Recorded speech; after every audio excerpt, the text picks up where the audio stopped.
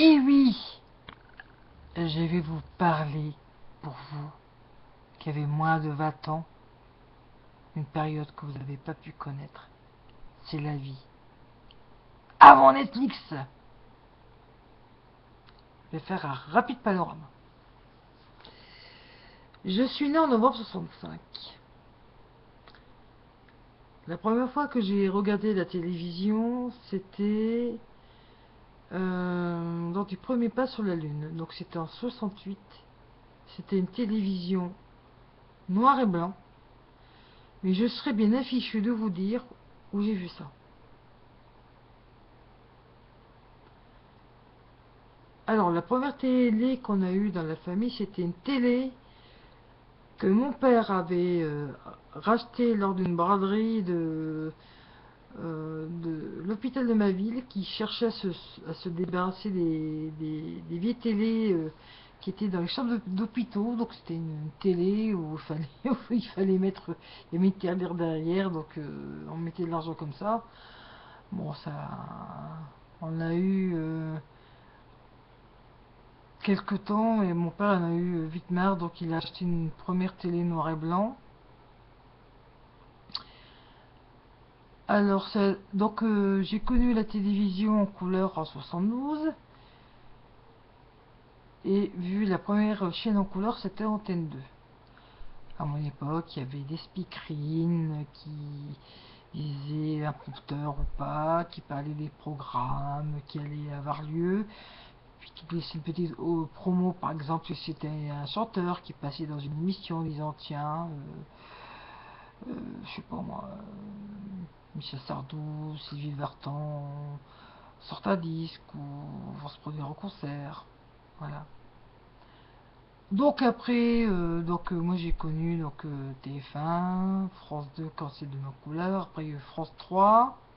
Après il y a eu la disparition des speakerines. Donc on a vu l'apparition des premières bandes annonces.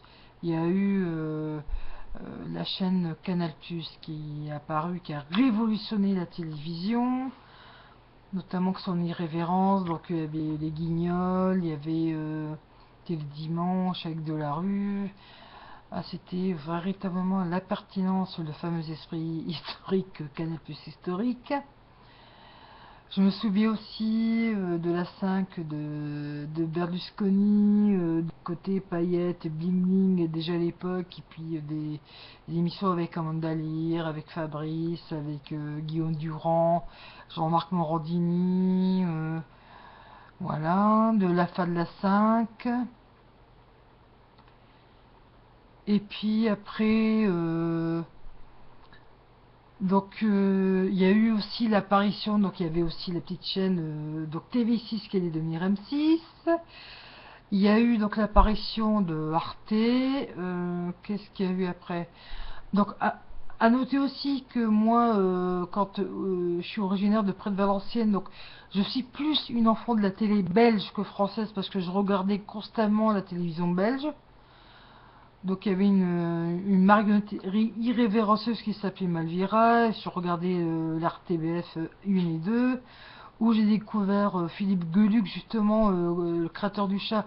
Moi j'ai eu la chance de le connaître. Je le connais depuis carrément. C'est tout début, tout début, tout début en matière de télévision, avec par exemple l'émission Lollipop.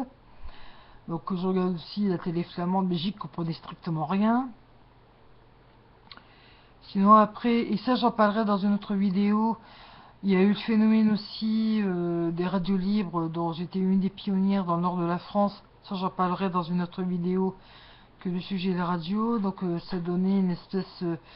ça a accru encore plus à l'irrévérence de la télé.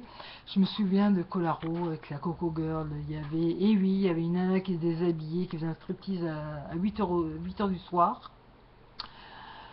Et bon, il y a eu le bébé de Show. Je me souviens, je regardais ça, c'était Colaro. Après, je regardais les Guignols de l'info.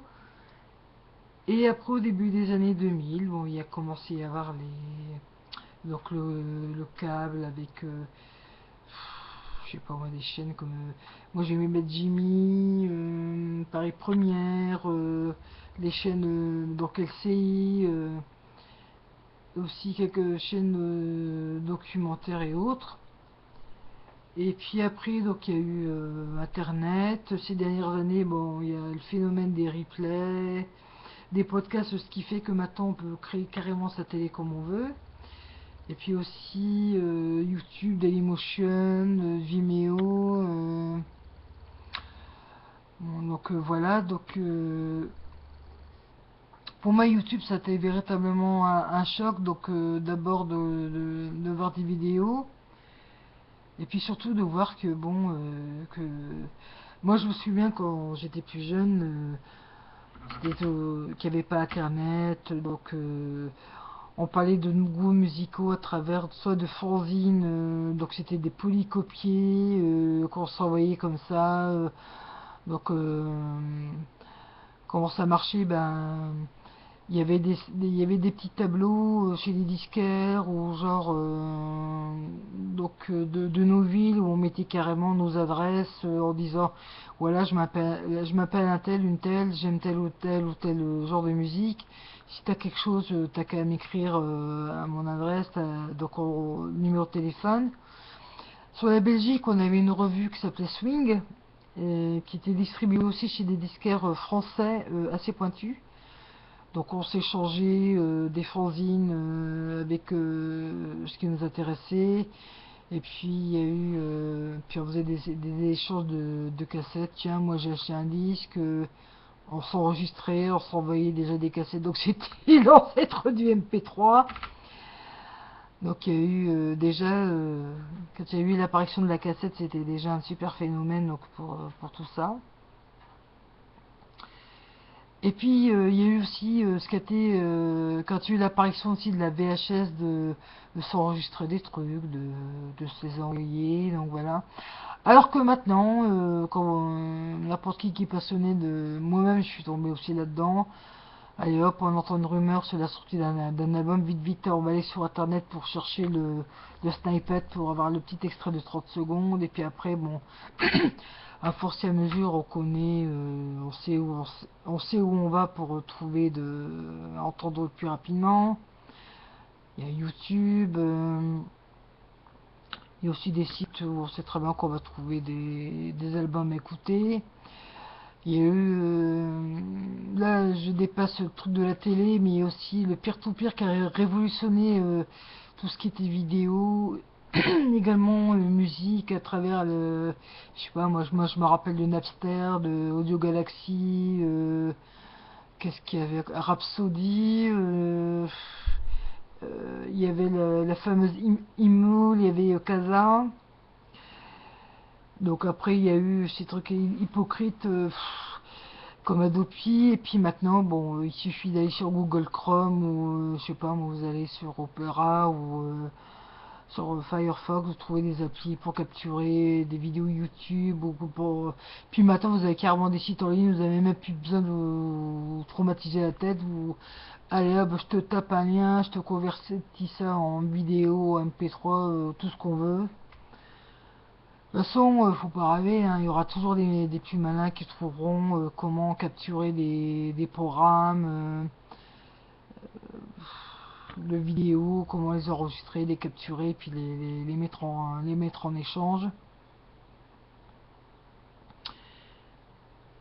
Et puis aussi des fameux Anonymous ou des hackers qui revendiquent qu'on peut avoir le droit de se procurer gratuitement de la musique ou de l'œuvre, mais après c'est une considération philosophique, commerciale, etc., etc.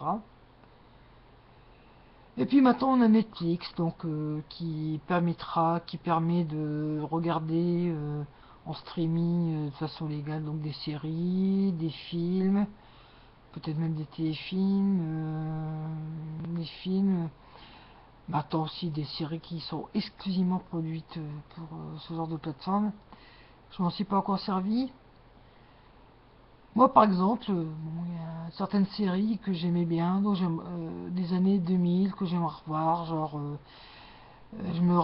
par exemple une série que j'adorais avec Agnès Soral et Eric Logérias comme blague à part, par exemple j'aimerais bien trouver une solution légale pour revoir tout ça, ou pour revoir une famille formidable, par exemple, ou famille d'accueil, il y a bien les DVD, mais bon, c'est quand même un peu lourd. Et puis aussi la VOD, et puis je suis désolé, c'était aussi aux télé et aux prod à savoir aussi prévoir un petit peu l'évolution de l'image et de sa transmission et de sa consommation de notre temps actuel. C'était aussi à eux. Bon, ils sont professionnels, ils savaient très bien que ça allait arriver un jour, donc qu'ils arrêtent de faire leur vierge effarouchée en disant ouais, gna gna, les droits d'auteur et compagnie. Bon, ils savaient très bien ce qui allait arriver. Déjà, n'importe quel internet de base, moi je le cite depuis 95, on savait déjà par préscience, par analyse aussi du support que ça allait arriver. Donc si nous on le savait déjà en tant qu'internaute non concerné par la production d'images et de sons, donc de musique, donc que dire de professionnels, si vraiment ils ont été assez naïfs pour croire que, bon bah voilà, bah, ils sont tombés dans leur propre piège. Voilà. Donc c'était un rapide comme ça panorama de la télé, donc de quand j'étais petite à maintenant. Surtout aussi une chose à savoir, c'est qu'il y avait beaucoup moins de censure et beaucoup plus de liberté dans les années d'expression. Dans les années 80 et partie des années 90 que par rapport à maintenant, où c'est psychorigide. Faut plus rien dire sur les religions, faut plus rien dire sur les gros, faut plus rien dire sur les handicapés, et gna gna gna, et gna gna gna, et les communautés, et que je te vois de l'homophobie partout, du machophobie partout, oh, putain, il faut... Voilà. Allez, à une prochaine fois.